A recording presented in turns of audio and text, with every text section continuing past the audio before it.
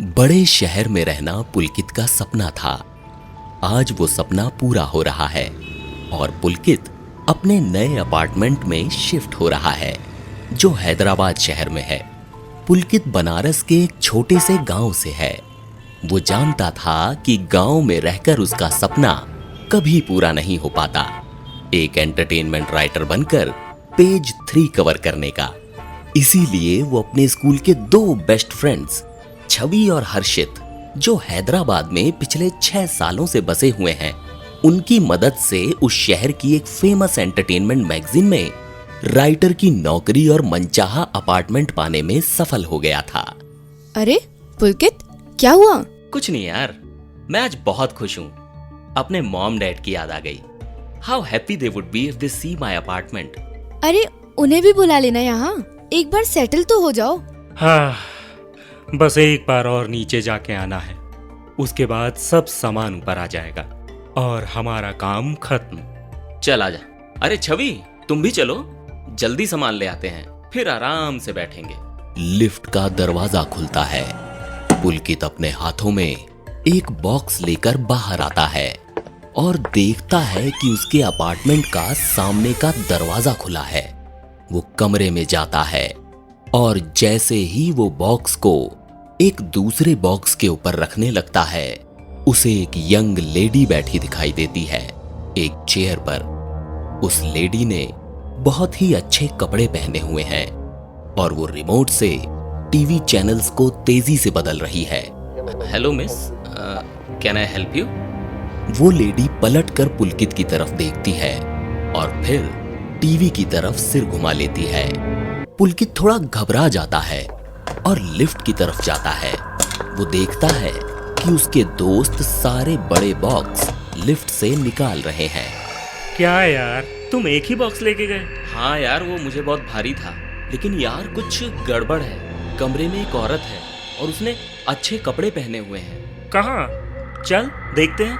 हर्षित और पुलकित कमरे के अंदर आते हैं। देख, अरे कहाँ गई वो? वो औरत जा चुकी थी। वो यहीं थी, आई स्वेयर। कोई नहीं है यहाँ यार। अरे तुम ज्यादा थक गए हो लगता है, इसलिए you are seeing things. Pulkit, are you going to be okay? हाँ यार, मैंने कुछ खाया नहीं है, कुछ खा के मैं सो जाता हूँ। Thanks to both of you. Pulkit थोड़ी देर बाद सोकर उठता है और बालकनी में जाकर बैठ जाता है। वो सामने का नजारा देख ही रहा होता है कि तभी कुछ जोर से आकर बालकनी के फर्श पर गिरता है। पुलकित चौंक कर देखता है कि वो एक लोहे का भारी हुक है और फर्श टूट गया है उसके गिरने से। अरे आप ठीक तो हैं? पुलकित ऊपर देखता है तो ऊपर छज्जे में से एक आदमी उससे दोबारा पूछता है, चोट तो नहीं लगी सर? क्यों लगनी चाहिए थी क्या? क्या चल रहा है ये? हेलो सर, मेरा नाम फातिमा है, मैं स्टेट मैनेजर हूँ। माफ करिएगा, वो ऊपर कुछ काम चल रहा था। मेरे आदमी ने बताया कि आपकी बालकनी का फर्श टूट गया है, ये ठीक करवा दूंगी मैं, फ्री ऑफ कॉस्ट। ठीक है, थैंक यू। एक बात बताइए, क्या आप दोपहर को मेरे फ्लैट में आई थी? नहीं सर, हमें बिना परमिशन किसी के भी यहाँ घुसना अलाउड नहीं है। पुलकित ने फोन रख दिया और कुछ सोचता हुआ फ्रिज की तरफ जाने लगा। तभी टीवी की तेज आवाज ने उसे चौंका दिया। वो आवाज उसी कमरे से आ रही थी जहां वो औरत थी दोपहर को। पुलकित धीरे धीरे चलकर उस कमरे में जाता है और उसकी आंखें फटी रह जाती हैं। वो औरत फिर से वही है, टीवी पर स्टॉक मार्केट से जुड़ी कुछ खबर देखती हुई। पुलकित को देखकर वो टीवी का वॉल्यूम स्लो कर देती है और कहती है, सब चला गया, सब कुछ। मैं इतनी बेवकूफ कैसे हो सकती हूँ? अब हम क्या करेंगे? वो तो कह रही थी कि ये हमें जरूर मिलेगा। तुम यहाँ क्या कर रही हो? कौन हो तुम? तुम समझ नहीं रहे। मैं उनका पैसा चुकता नहीं कर सकती हूँ, वो मुझे मार देंगे। पुलकित देखता है कि उस औरत के सिर से खून टपक कर उसके चेहरे से होता हुआ फर्श पर गिरने लगा है और बात करते करते उसका जबड़ा खुलकर नीचे लटक गया।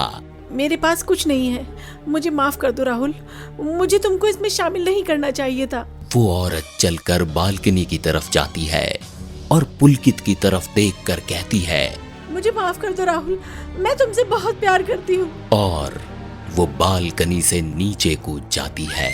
पुलकित के शरीर का मानो सारा खून जम गया हो। वो कुछ बोल नहीं पाता और जमीन पर गिरकर बैठ जाता है। मिस्टर पुलकित, क्या आपको पता है पुलिस के साथ मजाक करना जुर्म है? मजाक? मैं पागल नहीं हूँ जो आपको फोन करके मजाक करने के लिए यहाँ बुलाऊंगा। जो भी मैंने बताया है वो मेरी आंखों के सामने हुआ और वो मुझे राहुल बुला रही थी। पर यहाँ कोई खून नहीं है फर्श पर और कोई एविडेंस नहीं है कि कोई बालकनी से नीचे कूदा है। और मेरे साथी ने मुझे बताया कि नीचे कोई लाश भी नहीं है। जो नीचे गिरा होगा वो बचा नहीं होगा, तो उसकी लाश कहाँ गई? देखिए इंस्पेक्टर। मिस्टर पुलकित, पुलकित दरवाजे की तरफ देखता है। एक औरत वहाँ खड़ी है। मैं फातिमा हूँ, स्टेट मैनेजर। क्या मैं अंदर आ सकती हूँ? तब तक वो इंस्पेक्टर चला जाता है। आइए प्लीज, मैंने जो देखा वो सच है। मैं आप पर पूरा यकीन करती हूँ। कहाँ देखा आपने उसे? यहाँ इस चेयर पर। वो यहीं बैठकर टीवी में स्टॉक मार्केट से जुड़ी कुछ खबर देख रही थी, दोनों बारी। वो बची तो नहीं होगी यहाँ से कूदकर? फातिमा ने वो हुक उठाया और बोली, क्या यही वो हुक है जो उस दिन ऊपर से गिरा था? आपको चोट तो नहीं आई ना इससे? नहीं, कोई चोट नहीं आई। पर आपका फर्श तो कहीं से नहीं टूटा है। आप तो कह रहे थे फर्श टूट गया है। एनीवेज, मुझे बहुत बुरा लग रहा है आपकी परेशानी के लिए। अगर आप चाहें तो मैं कल सुबह फिर आपका हाल पूछने आ सकती हूँ। फातिमा चली जाती है। पुलकित एक लंबी सांस भरता है और अपने फ्लैट के दरवाजे के की होल में चाबी डालता है। वो अंदर आता है, थोड़ा घबराकर इधर उधर देखता है, फिर किसी को न देखकर वो नॉर्मल हो जाता है। वो थका हुआ है। वो जाकर बिस्तर पर लेट जाता है और तुरंत सो जाता है। थोड़ी देर बाद टीवी की आवाज से उसकी नींद खुलती है, पर वो उसे इग्नोर कर दोबारा सोने की कोशिश करता है। तभी उसके बगल से एक पहले सुनी हुई आवाज आती है, उसी टीवी वाली औरत की। राहुल उठो, आज मैं उस फाइनेंस एजेंट से मिली थी। उसने मुझे बताया कि लोन बहुत सस्ते हो गए हैं।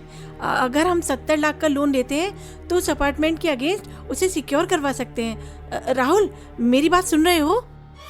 पुलकित डर से कांपता हुआ आंखें खोलता है। उसके माथे पर पसीना भरा हुआ है। रूम में कोई नहीं है, टीवी बंद है।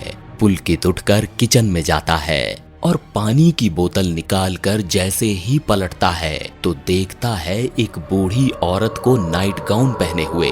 उसके हाथ से बोतल छूट जाती है। मुझे अब जिंदा नहीं रहना रमेश, मैं बहुत तकलीफ में हूँ, मेरी मदद करो। ये बोलकर वो औरत बालकनी की तरफ जाती है और पुलकित की नजरों से गायब हो जाती है।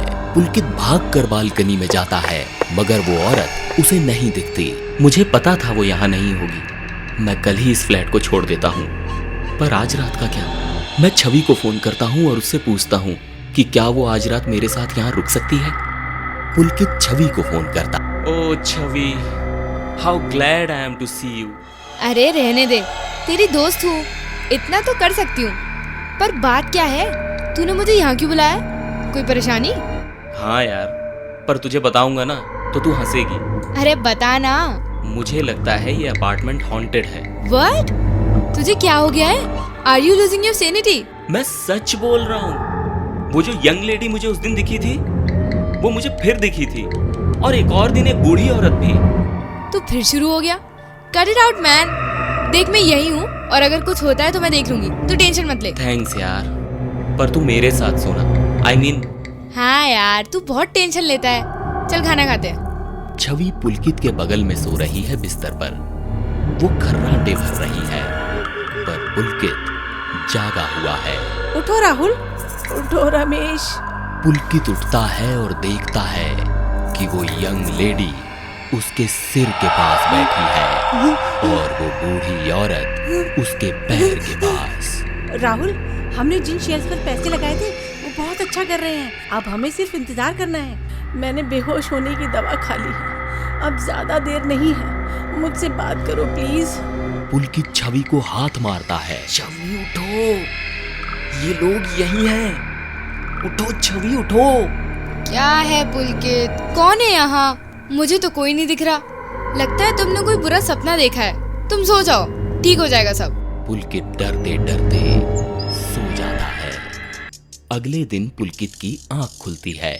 उसके चेहरे पर सूरज की तेज रोशनी पड़ रही है। छवि अभी भी सो रही है उसी के बगल में। अरे छवि उठो, तुम्हें ऑफिस नहीं जाना है क्या? उठ रही हूँ यार, अभी तो 2 घंटे हैं। 5 मिनट बाद छवि बिस्तर से उठते हुए, पुलकित, तुम्हें ब्रेकफास्ट चाहिए? मैं अपने लिए बना रही हूँ। हाँ हाँ बना दे। वो उठकर चली जाती है, कमरे का दरवाजा खुला छोड़कर। तभी पुलकित की नजर सीलिंग पर एक कोने में पड़ती है और वो जोर से चीखने लगता है, छवि जल्दी आओ, छवि जल्दी आओ, मुझे बचा लो छवि। पुलकित, क्या हुआ? क्या हुआ? वो देखो, छत पर से एक औरत जिसकी गर्दन टूटी हुई है, उल्टी लटकी हुई है, उसके मुंह से खून भी गिर रहा है। वो देखो। कहाँ? अरे वो तो रही, तुम्हें दिख नहीं रही? छवि परेशान हो जाती है, बहुत परेशान। वो पुलकित की तरफ देखने लगती है। उसके चेहरे पर जैसे एक सवाल सा आ जाता है। हमने सारे टेस्ट कर लिए हैं। देखिए, पुलकित को सीवियर स्किज़ोअफेक्टिव डिसऑर्डर है। इस बीमारी में सफर करने वाले को अपरेशनल एक्सपीरियंसेस भी होते हैं जो पुलकित को हो रहे हैं। इन एक्सपीरियंसेस में व्यक्ति को घोस्ट्स या ऐसी चीजें दिखती हैं जो रियलिटी में है ही नहीं, पर उनका दिमाग इन चीजों को सच मान लेता है और उनको लगता है कि ये चीजें उन्हें दिख रही हैं। ऐसा व्यक्ति खुद को नुकसान भी पहुंचा सकता है ऐसी चीजों को देखने की वजह से। And now the important part, schizoaffective disorder एक ऐसी बीमारी है जो आजीवन रहती है और कभी ठीक नहीं होती, सिर्फ मैनेज की जा सकती है। Those who suffer from it can not lead a normal life. मुझे अफसोस है कि Pulkit will also never have a normal life और इनको अभी 3 महीनों के लिए साइकेट्रिक हॉस्पिटल में भी शिफ्ट करना पड़ेगा। आप इनके घर वालों को इन्फॉर्म कर दें प्लीज।